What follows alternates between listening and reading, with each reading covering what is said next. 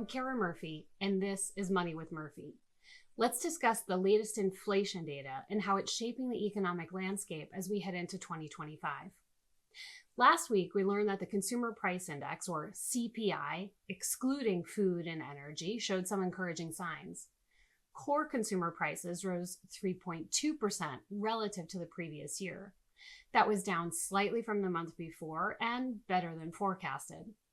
Shelter prices, which make up about a third of the CPI, rose 4.6% year over year. While still significant, this marks the smallest yearly increase since January 2022.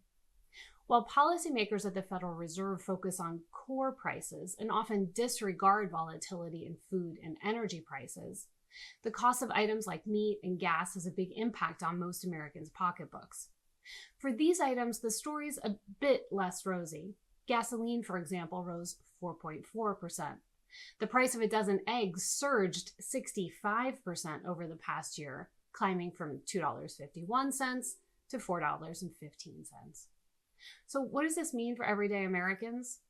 Food and gas remain two of the most noticeable ways people experience inflation, especially for lower income households, where these expenses make up a significant portion of their monthly budgets.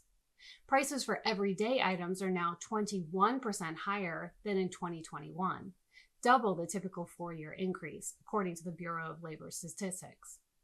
Despite wages rising faster than inflation for the past 20 months, real wage growth remains below the pre-COVID pace.